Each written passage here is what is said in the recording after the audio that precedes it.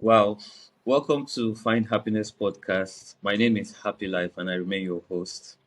And today we're joined by a special guest who has dedicated his life to spiritual study and teaching. Please join me in welcoming and also giving a warm welcome to Reverend Thomas Garza, a teacher of a course in miracles and a lifelong spiritual student. Reverend Thomas Garza has a wealth of knowledge and experience in the spiritual realm, having studied and practiced in many traditions. He is known for his ability to present advanced metaphysical concepts in a way that is accessible and easy to understand. He truly believes in the power of true forgiveness and is eager to share his insights with you. Together with his wife, Cindy, Reverend Thomas resides in Surprise in Arizona. So let's get started and hear more about his journey, teachings, and how he's spreading happiness and positivity in the world. Welcome, Mr. Welcome, Reverend Thomas. Welcome. Thank you so much. It's a pleasure to be here. Uh, and how are you doing today? I'm doing really well. Great, Thank you. great. Yeah, very How's much. the weather? hmm How's the weather over there? Well, the weather is beautiful. Yes, in Arizona in the southwestern United States, it's Okay. very sunny, and that's what we've got today. Sunshine, bright, bright sunshine. Awesome, awesome. Okay, so I've I've been waiting so long to have this interview because I've not spoken to a reverend on my podcast before, and I'm really excited to have you. So I put down a few questions that I want to ask you, and Okay. we all know why we have Find Happiness podcast. We help people get off depression by telling other people's stories. And from your profile, which I didn't even read, which I didn't even talk about, you mentioned that in your mid 40s, you realized you were depressed at some point in your life. Yeah, so Yes. I'm going to start from that. So, can you share your journey with depression, including what led you to realize you had been struggling with it for much of your life? Okay. Yes. Well, and then again, as you said, this realization came for me when I was in my 40s. And then and only then did I realize that I'd been depressed much of my life, if not most of it, and just never acknowledged it. It just wasn't something that was acknowledged at the time when I grew up, or nor in the place or in my family. It just was never really considered. And the situation was on the 3rd of December 2013. I was involved in a major car accident and woke up in the hospital. So I had to have a 6.5 hour surgery to repair a shattered bone in my pelvis and had to learn to walk again. And that provided me with an opportunity to assess and to reassess where I was in my life. And I had been in a job situation, in a career that was financially lucrative, but I wanted to get out of it because it was very negative. This involved mediation, high level dispute resolution, and child custody and family matters. So it was very stressful. And I wanted to get out, but I didn't resign from any of my contracts because I wanted the money. And I was worried about what would happen if I were to actually quit. So I delayed it, and then got involved in a horrible car accident on my way to the office, actually, to see some of my clients, and had the opportunity to reassess my whole life at that point. Wow. Okay. That must have really been. I have an idea though, because at some point in my father's life, he had an accident too, and I can understand because he was a very active person during his early years, and even when he was even much older. and then suddenly he was on the bed for some couple years, like well, months though. So I know that kind of frustration, but I have an idea. But I'm sorry to hear that, but I'm glad you're out of it and you're much better, and that's why you're No, here. thank you. Yeah. So, Yes. oh, okay. So, how did the car accident impact your life and serve as a catalyst for re-examining your career and priorities? Well, you know what happens is life tends to give us the same lessons over and over again until we learn them. And if we ignore the lessons for a while, then the message tends to get more and more, well, violent sometimes. It gets louder and louder, and different things start to happen to us. And the car accident was a culmination of that. I had been ignoring these messages for some years of the Can you work that speak I up a was little involved bit? in. Sure. Yes. Let me move this Okay. closer. Is that Yeah, better? that's better. All right, perfect. Yeah, what was happening is that I really was affected by the toxic situations that I found in work, and I realized after the car accident that I had been pretty much living someone else's life. I had been involved in a career path that didn't suit me, that didn't feed me on the spiritual level, and it was just out of expectations of my family and of myself when I was younger. I expected myself to go through a certain career path and do certain things simply because that's the way I had been conditioned. Yet, all I've really wanted to do, all I've really been interested in, is teaching spirituality and my own spiritual journey. So, that has been the centerpiece of my life, and I had been ignoring that until the car accident gave me the opportunity to reassess. And at that point, I realized I had been depressed for some time. Okay. Okay. So, realizing how you were depressed, what was depression like? Can you like elaborate, give a definition to depression and Yes. that feeling? Because some people don't even know when they are Yeah. depressed. If it took you that long to realize what depression was or what depression is, hmm then I think you should be able to also tell us what you felt and how you were Yeah. able to pick that out. Yes. Before I realized it, so before the car accident, what it felt like was just a sense of weight and oppression and constant dissatisfaction. I found myself living life in a way that was just resigned to the fact that I had to suffer and struggle all of the time because my work was very stressful. I would mediate between grieving couples, divorces, custody disputes. So it's people at their worst time in life for a lot of them. Really perfectly good people going through a really negative situation. And for me, the depression was just thinking that I had to continually show up. And it was a low grade, persistent dissatisfaction and a sense of darkness. Hmm. That's really what it was. Yeah. Yeah, to me, so depression is a dark sport, and I see depression like like an endless pit, like a hollow that you just keep going down, going down, going down, going down, going down, and until you realize it, you just keep going down. And then the opposite, when someone gets very anxious, anxiety takes you up, like just builds your pressure and all that. There are two opposite things that are not good for our enemies as well. Right. Yeah. Oh, okay. Well, great. So, what led you to the decision to eventually stop taking? Oh no, let me leave that. So, can you discuss your experience with taking antidepressants and how they helped you during that time? Yes.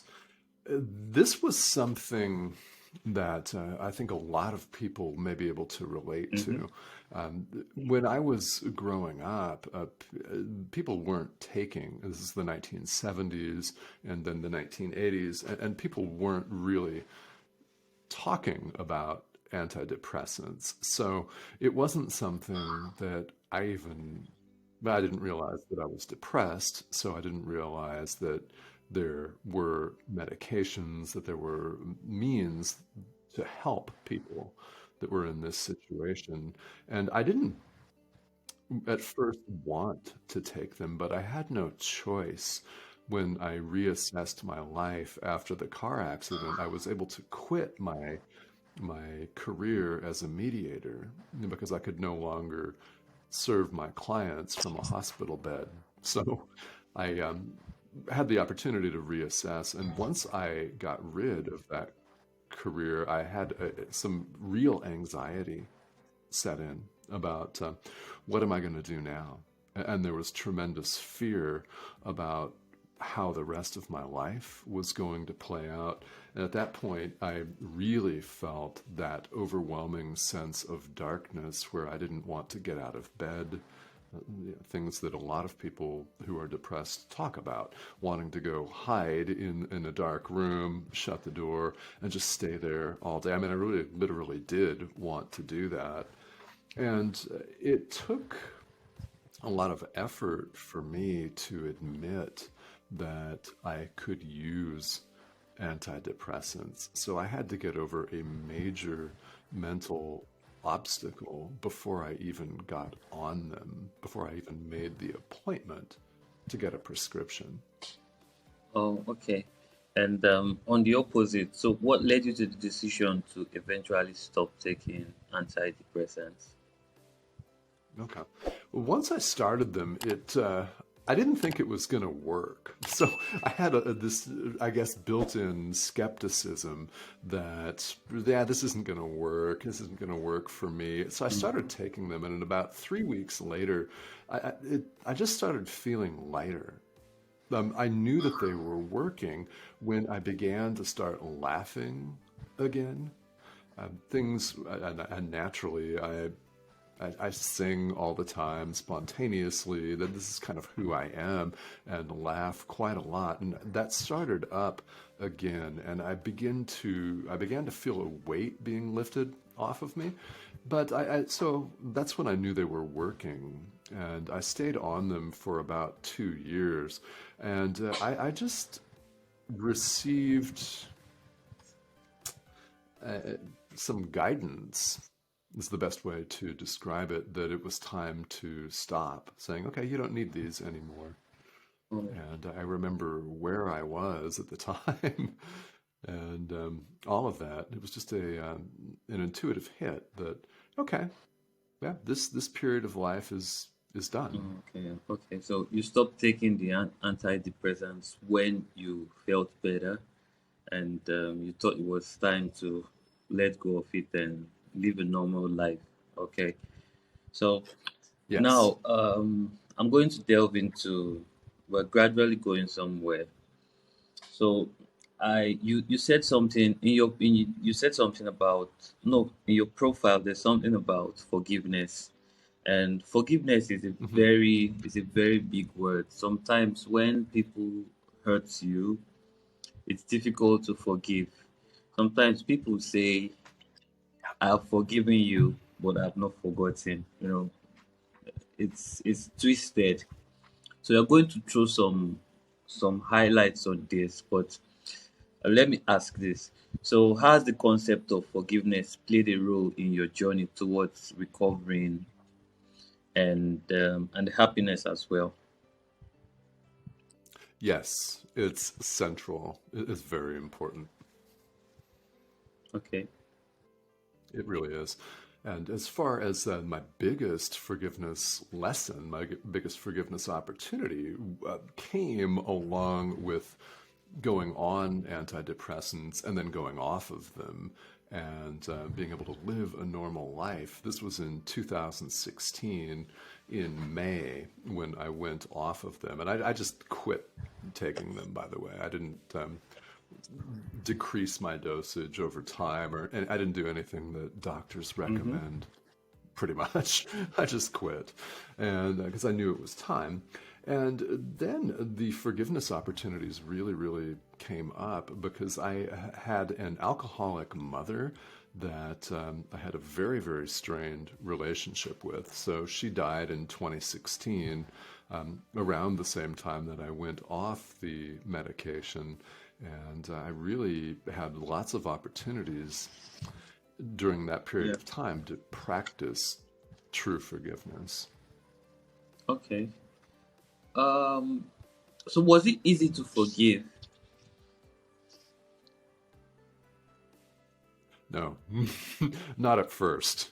It took practice. At first, it wasn't easy because we all have this defense mechanism of, you mean I have to forgive this person that's verbally abused me for decades, that has made my life at times a living hell? You mean really I've got to forgive this person?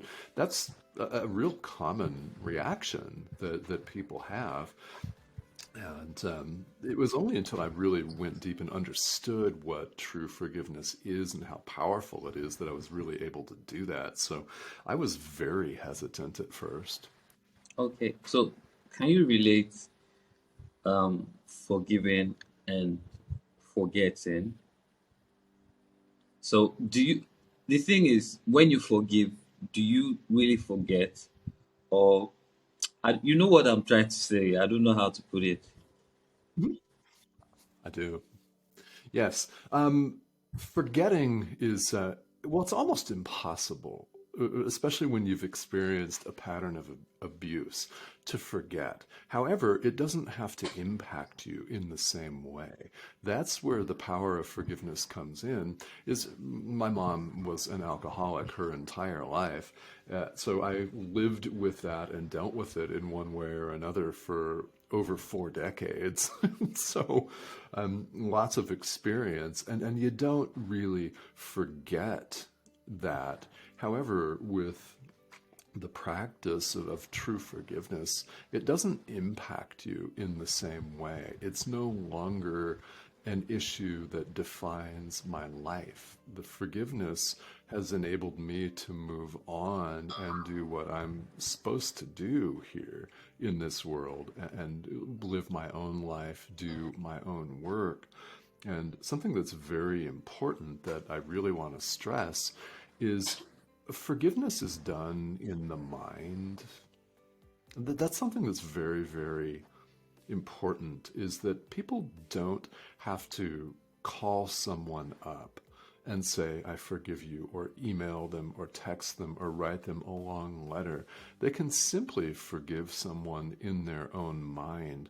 And that's very important if you need to create and maintain healthy boundaries, because there's a lot of abuse in this world. It could be a former partner, an ex spouse, or any situation. There are a lot of situations where people need to keep a healthy distance, a boundary, but you can still practice forgiveness because it's done in the mind.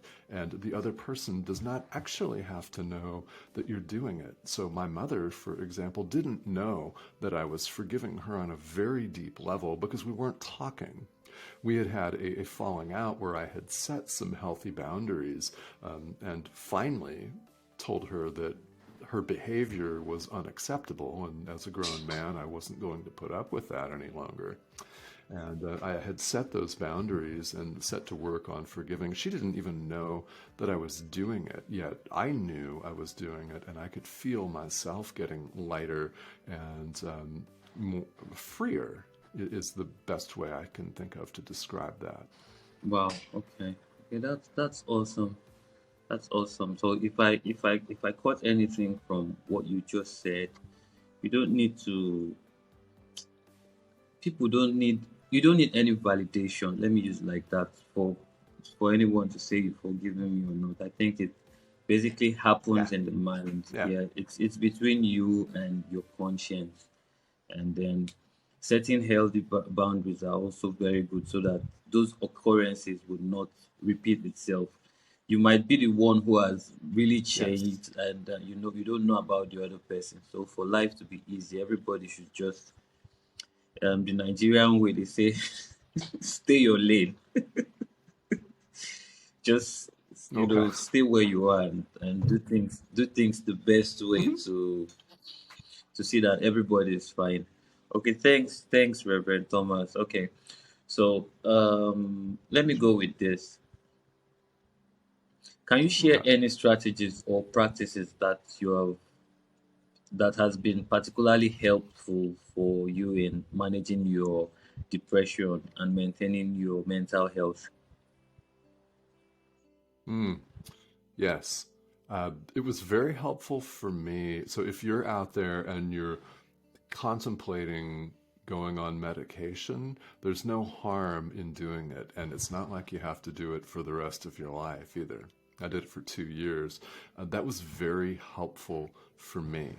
Um, the thing that I think has been most helpful for me is I've been fortunate enough to have a lifelong practice of meditation. So I've Mm-hmm. always been interested in spirituality, and maybe somebody is, and maybe they're not, and that's fine. But this is something that can be done regardless of spiritual or religious background. And practicing simple meditation really helps calm a person down. It really does. It helps you to chill out, and helps to relax and reduce stress. And it's always helped me to feel more connected.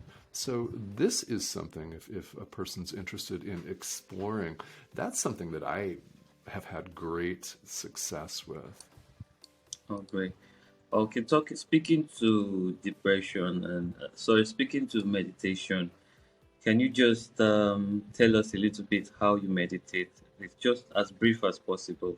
Some people really, there are Yes. different ways to meditate. And sorry, some people look at meditation as one spiritual thing, one thing that they relate it to different things. But I think you have the same school of thought. Meditation is just calming your nerves using breathing techniques and all that. Mhm. I don't see what is voodoo or what is juju or jazz about it. So, okay, go ahead, please. Yeah. Yeah. There is no juju or jazz or stuff about it, just what people make of it. And there are people in the United States, and I assume all over the world, I imagine there are, that think that you have to become a monk or a Mm-hmm. nun and move off to Tibet or the Himalayas or take up Buddhism in order to meditate. And while Buddhism is very into meditation, that's a large part of the practice. You can do it anywhere you are. It doesn't matter what your background is. It's all about you and the present moment and making a connection with yourself in the present moment. That's what it's all about. So it doesn't matter. You can do it sitting at your desk, you can do it at home, you can do it while you're driving, anywhere. And it's very simple. It can be as short as one single breath. There are many variations, of course, but you can do it in a very short period of time.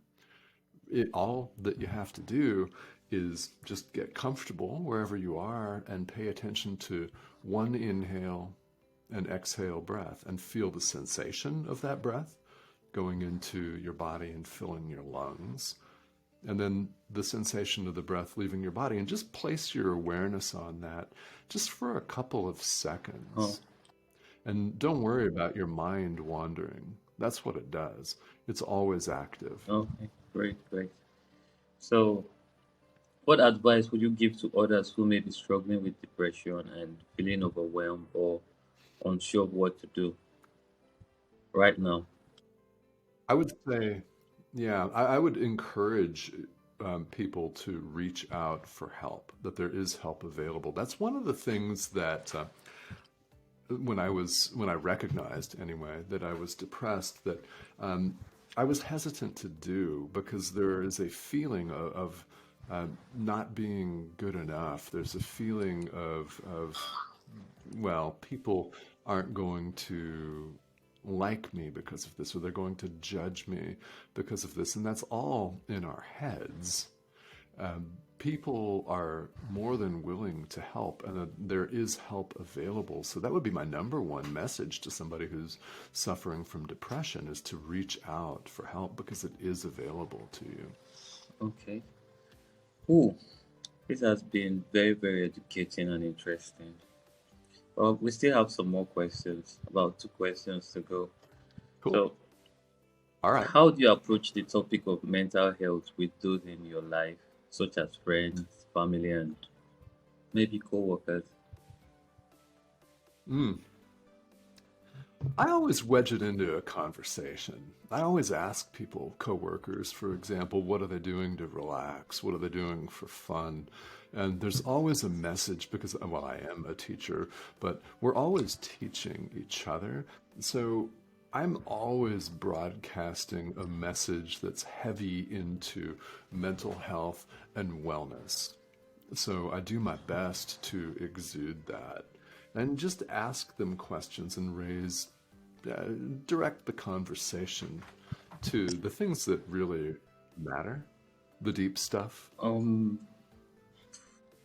can you speak to the importance of seeking support, whether it be through therapy, medication, or other means in the journey towards recovery and happiness? Yes, it's really important. So I invite anyone that's suffering from depression to seek support. I really do. And there's nothing inherently wrong with you or any of us. This is just part of the journey for a number of us. And it always has been. Just now, today, we have tools that are available for people that may not have been there in the past, support networks and all of that. So I invite people to do it. It feels like you're alone, but you're not. Even if that's what it feels like, we're actually not alone ever. And there is help available. Well, so thank you, Reverend Thomas, for joining us today on the Find Happiness podcast. Your dedication, your passion for spreading spiritual teachings, and the power of forgiveness is truly inspiring. Your words have offered great insights and wisdom to our listeners. I know we're grateful for the opportunity to have you share your journey and experience with us. Well, before we wrap up, would you mind sharing your contact, social media contact, website info, so people who want to reach you would be able to reach out to you as well to get some more knowledge on all you've just Sure. said? Okay. Yeah. No. Thank you. I'd be happy to. The best place for you to go to see me in action, I guess, is to go to my YouTube page and subscribe to that. And it's at Reverend Tomás Garza. That's my YouTube handle. That's really the best place, and my website is tomasgarza.com. Those two are, I would Hmm. say, the best. The YouTube channel is where I give several teachings every week on A Course in Miracles. So if that's something, or universal spirituality is something that interests you, yeah, I would invite you to check that Wow, out. oh great. Thank you so much. And to our viewers and audience and whoever is watching, thanks for watching. And to Reverend Thomas Gaza, once again, thank you for being here and for spreading happiness and positivity in the world. You have truly made a difference in the lives of many, and we're honored to have you as our special guest today.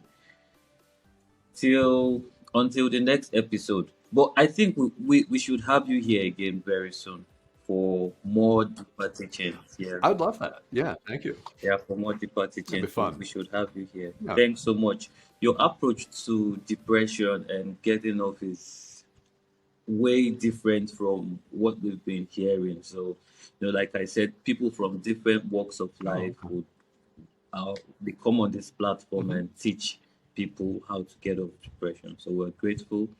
So, viewers, until the next episode, thanks for watching. Bye.